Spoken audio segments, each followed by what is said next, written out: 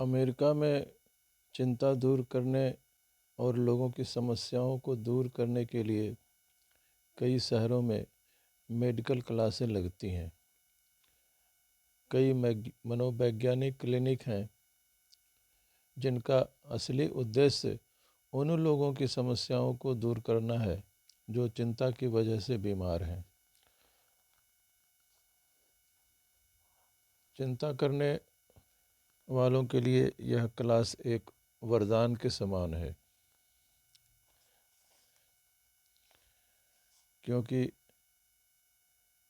कई मरीज यह महसूस करते थे कि उन्हें आर्थराइटिस है या सिर में दर्द या कमर में दर्द या शारीरिक रूप से बहुत थकान का अनुभव करते थे,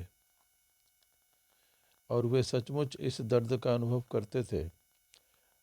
परंतु विस्तृत जांच के बाद नतीजा यह निकलता था कि इन लोगों के साथ शारीरिक दृष्टि से कोई गड़बड़ी नहीं थी, और जब शारीरिक दृष्टि से कोई गड़बड़ी नहीं होती थी तब इन्हें इन मनोवैज्ञानिक क्लिनिक में एडमिशन दिया जाता था।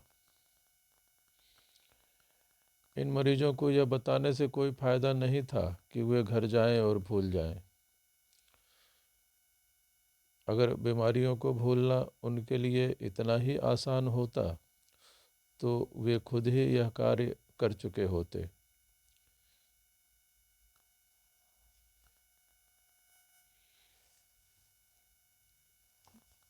इस क्लिनिक के एक चिकित्सक सलाहकार का कहना है कि चिंता कम करने की सबसे अच्छी दवाओं में से एक है अपनी समस्याओं के बारे में किसी विश्वसनीय व्यक्ति से बात करना। जब मरीज उनके यहाँ आते हैं तो वे अपनी समस्याओं के बारे में विस्तार से बातें कर सकते हैं, जब तक कि चिंताएं उनके दिमाग से बाहर न निकल जाएं। अपनी चिंताओं में अकेले घुलते रहने और उन्हें अपने दिमाग में ही रखने से बहुत नर्वस टेंशन होता है। हम सभी को अपनी समस्याएं बांटनी होती हैं, हमें चिंता को भी बांटनी चाहिए। हमें यह महसूस करना होता है कि इस दुनिया में कोई है जो हमारी बात सुनना और समझना चाहता है। अपने दिल का गुबार निकाल देने से बोझ हल्का हो जाता है और हमें तत्काल राहत भी मिलती है।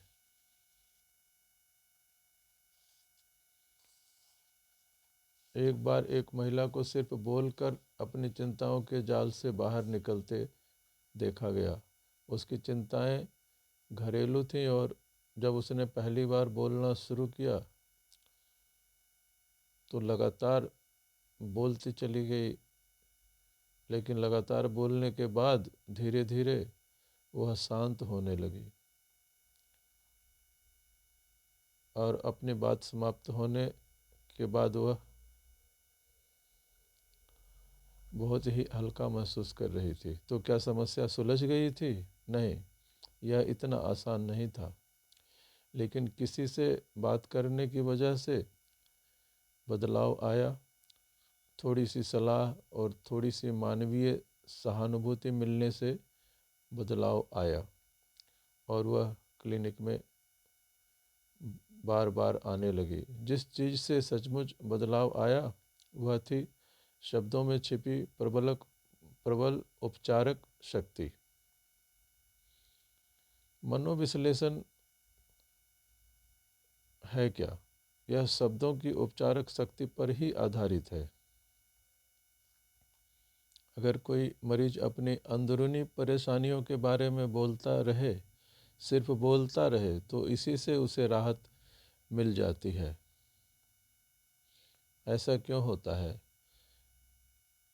क्योंकि बोल देने से हमें अपनी समस्याओं के बारे में बेहतर अंतर्दृष्टि प्राप्त होती है, बेहतर दृष्टिकोण मिलता है। कोई भी इन समस्याओं का पूरा हल या पूरा जवाब नहीं जानता,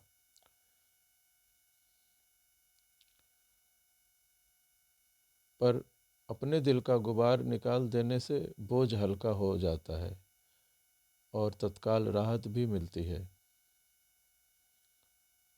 जब भी अगली बार हमें कोई भावनात्मक समस्या सताए तो क्यों ना हम बात करने के लिए अपने चारों तरफ किसी को खोजें। मेरा यह मतलब नहीं है कि हम हर किसी से शिकायतें करने लगें और उसके सामने अपना रोना रोकर अपने आप को असहनीय बना लें। हम किसी ऐसे व्यक्ति को चुन सकते हैं जिस पर हम भरोसा कर सकते हों, और कोई डॉक्टर, कोई मनोविश्लेषक, और फिर उस व्यक्ति से कहें कि मुझे आपकी सलाह चाहिए, मेरी एक समस्या है और मैं चाहता हूं कि मैं जब इसे शब्दों में कहूं तो आप इसे सुनें और शायद आप मुझे सलाह दे पाएं। शायद आप इस समस्या का ऐसा पहलू देख सकें जो मैं खुद नहीं देख सकता, और ऐसा न भी हो तो आप बैठकर सिर्फ मेरी पूरी बात सुनेंगे तो भी आप मेरी बहुत मदद करेंगे। तो इन मनोवैज्ञानिक क्लिनिकों में अपने दिल का गुबार निकालना एक प्रमुख विधियों में से एक है।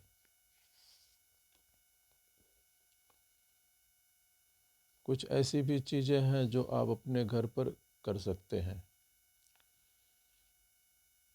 प्रेरणादायक या मोटिवेशन के अध्ययन के लिए आप एक डायरी अपने पास रखें और इसमें आप अपनी सारी छोटी प्रार्थनाएं या छोटे कोटेशन लिख सकते हैं जो आपको अच्छे लगते हैं, जिनसे आपको प्रेरणा मिलती है।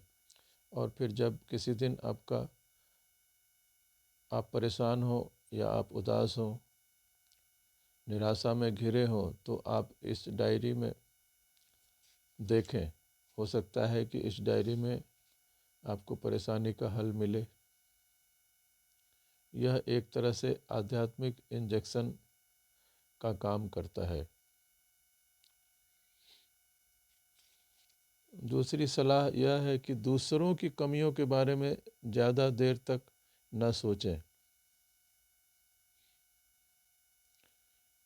आप किसी व्यक्ति के अच्छे गुणों की सूची बनाएं।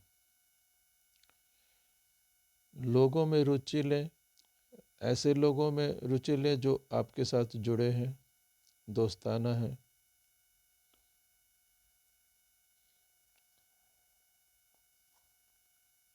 कई लोग कार्य के बोझ से दबे रहते हैं, तो रात को सोने से पहले अगले दिन का टाइम टेबल बना लें। कई लोग अनगिनत कार्य के कारण तनावग्रस्त रहते हैं और उसके बाद भी वह पर्याप्त कार्य पूरा नहीं कर पाते, अपनी क्षमता के अनुसार भी नहीं कर पाते और दौड़ते रहते हैं, परेशान ही रहते हैं। उनके लिए अच्छा होगा कि वे हर रात को अगले दिन का टाइम टेबल बना लें और एक प्रायोरिटी फिक्स कर लें कि पहले कौन सा काम, फिर कौन सा, फिर कौन सा। इससे वह ज़्यादा कार्य भी कर पाएंगे और उन्हें गर्व और उपलब्धि का भी एहसास होगा। और यही नहीं, विश्राम और आनंद के लिए भी समय निकालें। थकान और तनाव से बचें, विश्राम करें। थकान और तनाव आपको जल्दी एनर्जी लेस कर देते हैं, इसलिए आप विश्राम का भी प्रावधान रखें। अमेरिका में चिंता दूर करने और लोगों की समस्याओं को दूर करने के लिए